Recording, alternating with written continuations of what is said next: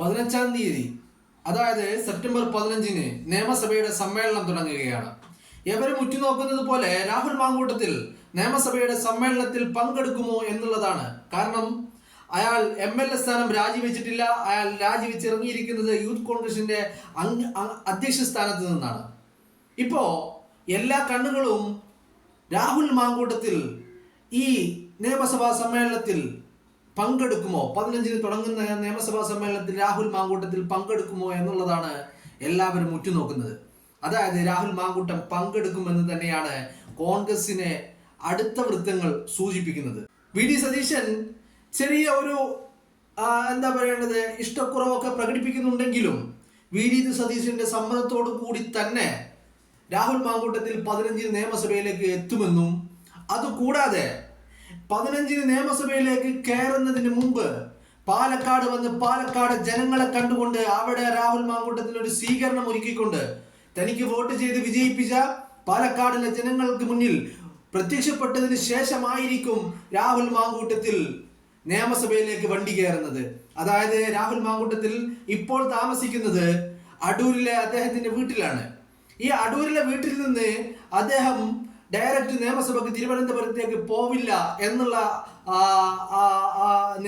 വാർത്തകളാണ് പുറത്തു വരുന്നത്. രാഹുൽ മാങ്കൂട്ടത്തിൽ നിയമസഭയ്ക്ക് പോകുന്നതിന് മുമ്പ്, അതായത് ഇന്ന് 7-ാം തീയതിയാണ്, ഇനിയുള്ള 7 ദിവസം, ഈ 7 ദിവസം നിയമസഭയിലേക്ക് തിരുവനന്തപുരത്തേക്ക് യാത്ര തിരിക്കുന്നതിന് മുമ്പ് പാലക്കാട് വന്നിരിക്കുമെന്നുള്ള കാര്യത്തിൽ കാര്യങ്ങൾ ഒരു മാതിരി തീരുമാനത്തിലേക്ക് എത്തിയിട്ടുണ്ട്. സതീശനാണ് കുറച്ച് ഇടഞ്ഞു നിൽക്കുന്നതെങ്കിലും, സതീശനാണ് ഇപ്പൊ എന്താണെങ്കിലും പൊതുമധ്യത്തിൽ വരേണ്ട എന്നുള്ള ഒരു തീരുമാനം സതീശൻ്റെതാണെങ്കിലും സതീശനോടുള്ള സമ്മർദ്ദം, അതായത് സണ്ണി ജോസഫിനും ഇപ്പോ രാഹുൽ മാങ്കൂട്ടത്തിൽ നിയമസഭാ സമ്മേളനത്തിൽ പങ്കെടുക്കുന്നതിൽ സണ്ണി ജോസഫിനും യാതൊരുവിധ അഭിപ്രായ വ്യത്യാസവുമില്ല. കഴിഞ്ഞ ദിവസം അത് അദ്ദേഹം പരസ്യമായിട്ട് പറയുകയും ചെയ്തതാണ്. കഴിഞ്ഞ ദിവസം മാതൃഭൂമി ന്യൂസിലെ ഒരു റിപ്പോർട്ടർ അദ്ദേഹത്തോട് ചോദിക്കുകയുണ്ടായി, ഈ രാഹുൽ നിയമസഭയിലേക്ക് വരികയാണെങ്കിൽ 15-ാം തീയതി നിയമസഭാ സമ്മേളനം തുടങ്ങുന്ന അവസരത്തിൽ രാഹുൽ മാങ്കൂട്ടത്തിൽ നിയമസഭയിലേക്ക് വരികയാണെങ്കിൽ അവിടെ ഇത്തരത്തിൽ CPM-ന്റെ സഖാക്കളുടെ LDF-ന്റെ ഭാഗത്തു നിന്നും വലിയ തരത്തിലുള്ള പ്രതിഷേധങ്ങളും അതുപോലെ ക്യാമ്പയിനിങ്ങുമൊക്കെ ഉണ്ടാവാനുള്ള സാധ്യതയുണ്ടല്ലോ എന്ന് ചോദിച്ചപ്പോൾ സണ്ണി ജോസഫ് പറഞ്ഞത് അതിനെ നേരിടേണ്ട രീതിയിൽ നേരിടുമെന്നാണ്. അതായത് അതിന് അദ്ദേഹം മറിച്ചൊരു ചോദ്യം കൂടി ചോദിക്കുകയുണ്ടായി. മുകേഷ് നിയമസഭയിൽ പങ്കെടുക്കുന്നുണ്ടല്ലോ, ആരോപണങ്ങൾ നേരിട്ടതിന് ശേഷവും കേസ് നേരിട്ടതിന് ശേഷവും കോടതി മുൻകൂർ ജാമ്യം അനുവദിച്ചതിന് ശേഷവും MLA ആയിരിക്കുന്നുണ്ട് മുകേഷ്, അതുപോലെ സഭയിൽ വരുന്നുണ്ട്, സഭയിൽ പ്രസന്റ് ആവുന്നുണ്ട്, ഇതൊക്കെയുണ്ട്. അപ്പൊ അത്തരത്തിൽ മുകേഷിന് വരാമെങ്കിൽ എന്തുകൊണ്ട് രാഹുൽ മാങ്കൂട്ടത്തിന് വരാൻ പറ്റില്ല എന്നുള്ള ചോദ്യമാണ് അദ്ദേഹം തിരിച്ചു ചോദിച്ചത്. അപ്പോ രാഹുൽ മാങ്കൂട്ടത്തിൽ നിയമസഭാ സമ്മേളനത്തിൽ പങ്കെടുക്കുന്നതിൽ സണ്ണി ജോസഫിന് എന്താണെങ്കിലും എതിരഭിപ്രായമില്ല. പിന്നെ UDF കൺവീനർ ആയിട്ടുള്ള അടൂർ പ്രകാശിനാണെങ്കിലും ആ ഒരു കാര്യത്തിൽ അത് രാഹുൽ മാങ്കൂട്ടത്തിൽ പങ്കെടുക്കട്ടെ എന്ന് തന്നെയാണ് അടൂർ പ്രകാശും പറയുന്നത്. പിന്നെ ഉള്ളത് MM ഹസനും അതുപോലെ KC ജോസഫ്, അങ്ങനെ തുടങ്ങിയ മുതിർന്ന നേതാക്കളാണ്. അവർക്കും ഇക്കാര്യത്തിൽ സഭാ സമ്മേളനത്തിൽ രാഹുൽ പങ്കെടുക്കുന്നതിൽ അവർക്കും എതിരഭിപ്രായമൊന്നുമില്ല എന്ന് മാത്രമല്ല, VD സതീശനും മാത്രമാണ്, രമേശ് ചെന്നിത്തലക്കും മാത്രമാണ് ഈ കാര്യത്തിൽ രാഹുൽ ഇപ്പോൾ പങ്കെടുക്കേണ്ട എന്നുള്ള ഒരു അഭിപ്രായമുള്ളത്. ഇവർ രണ്ടുപേരോടും അല്ലെങ്കിൽ ഇവർ രണ്ടുപേരുടെ കാര്യങ്ങൾ വിശദീകരിച്ച് സമ്മർദ്ദങ്ങൾ ചെലുത്തി രാഹുലിനെ സഭയിൽ എത്തിക്കാൻ തന്നെയാണ് കോൺഗ്രസ് നേതൃത്വത്തിന്റെ തീരുമാനം. അതിനാണ് KPCC പ്രസിഡന്റ് സണ്ണി ജോസഫിന്റെ ഒരു മൗനാനുവാദം കൂടി അവർക്കുണ്ട് തന്നെ. അപ്പൊ എന്താണെങ്കിലും 15-ന് രാഹുൽ മാങ്കൂട്ടത്തിൽ എത്തും തന്നെയാണ്, ഉറപ്പാണ്, എത്തുമെന്ന കാര്യത്തിൽ അതിൽ യാതൊരു സംശയവുമില്ല. ഇപ്പോ നമുക്കറിയേണ്ടത് ഈ രാഹുൽ മാങ്കൂട്ടത്തിൽ പാലക്കാടും വരുന്നുണ്ട്.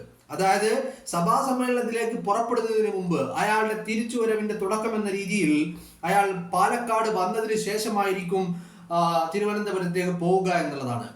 ഈ പാലക്കാട് വരുന്നത് എന്നാണ് എന്നുള്ള കാര്യത്തിൽ തകൃതിയായ സന്നാഹങ്ങളും ഒരുക്കങ്ങളും സജ്ജീകരണങ്ങളും നേരിടേണ്ട രീതികളെ കുറിച്ചുമൊക്കെ ചർച്ച നടക്കുന്നുണ്ടെങ്കിലും ഇത് എന്ന് രാഹുൽ പാലക്കാട് വരണമെന്ന കാര്യത്തിൽ ഇതുവരെ ഒരു തീരുമാനത്തിലേക്ക് കാര്യങ്ങൾ എത്തിയിട്ടില്ല എന്നുള്ളതാണ്. എനിക്ക് തോന്നുന്നു ഇപ്പോൾ ഈ 2 ദിവസം ഓണത്തിന്റെയും അതുപോലെ അത് കഴിഞ്ഞ് ശനിയും ഞായറും ഈ 2 ദിവസം കഴിഞ്ഞ് നാളെ വൈകുന്നേരത്തോട്, നാളെ അതായത് തിങ്കളാഴ്ച വൈകുന്നേരം, അതല്ലെങ്കിൽ ചൊവ്വാഴ്ച ഒരു ഉച്ചയ്ക്ക് മുമ്പായിട്ട് ഈ ഒരു കാര്യത്തിൽ തീരുമാനത്തിലേക്ക് എത്തുമെന്നും അത്തരത്തിലുള്ള ചർച്ചകളും കാര്യങ്ങളും പുരോഗമിക്കുന്നുണ്ട് എന്നുള്ളതുമാണ് അറിയാൻ സാധിക്കുന്നത്.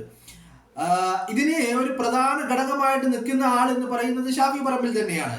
കാരണം ഷാഫി പറമ്പിലാണ് സണ്ണി വക്കീലിനോട് ഇത്തരത്തിൽ കാര്യങ്ങൾ സംസാരിക്കുകയും സണ്ണി ജോസഫിന്റെ തീരുമാനങ്ങളിൽ ഷാഫിയുടെ ചില സമ്മർദ്ദങ്ങൾ അല്ലെങ്കിൽ ഷാഫിയുടെ ചില തീരുമാനങ്ങൾ, ഷാഫിയുടെ ചില ആവശ്യങ്ങൾ അത് സണ്ണി ജോസഫിന്റെ ചില തീരുമാനങ്ങളെ സ്വാധീനിക്കുന്നുണ്ട് എന്നുള്ളതാണ്.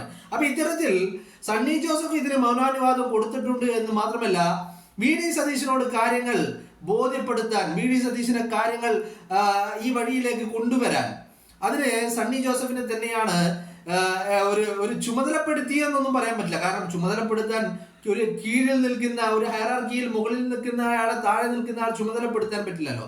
ബട്ട് എന്നിരുന്നാലും ആ KPCC പ്രസിഡന്റ് എന്ന രീതിയിൽ സണ്ണി ജോസഫ് തന്നെ ഈ കാര്യങ്ങൾ വി ഡി സതീശനെ ബോധ്യപ്പെടുത്തിക്കൊണ്ട് രാഹുൽ മാങ്കൂട്ടത്തിലെ സഭയിൽ എത്തിക്കാൻ തന്നെയാണ് തീരുമാനം.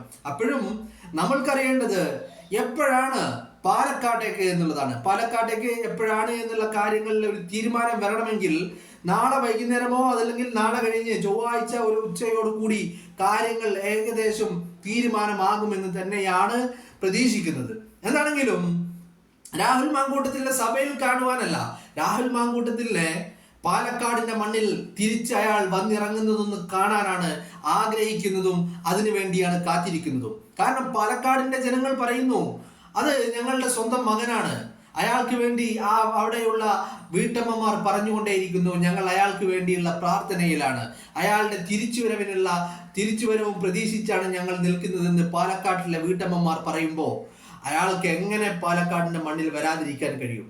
അപ്പോൾ പാലക്കാടിന് വന്നതിന് ശേഷം, കാരണം കാര്യങ്ങൾ ഇപ്പോൾ ഓൾമോസ്റ്റ് എല്ലാ കാര്യങ്ങളും ഈ ആരോപണങ്ങളും വേട്ടയാടലുകളും മാധ്യമങ്ങൾ പടച്ചുവിടുന്ന വാർത്തകളും അങ്ങ് മാറ്റി നിർത്തിക്കഴിഞ്ഞാൽ പൊതുമധ്യത്തിൽ രാഹുൽ മാങ്കൂട്ടത്തിനെ കുറിച്ചുള്ള ഒരു സംസാരങ്ങളും അയാളുടെ അയാളെ പറ്റിയുള്ള അഭിപ്രായങ്ങളും അത് പാലക്കാടിന്റെ മണ്ണിലാണെങ്കിൽ പോലും അത് അയാൾക്ക് അനുകൂലം എന്ന് തന്നെയാണ് കാര്യങ്ങൾ. അതൊക്കെ നേതാക്കന്മാരെല്ലാവരും കാണുന്നുണ്ട്, വി ഡി സതീശൻ കാണുന്നുണ്ട്.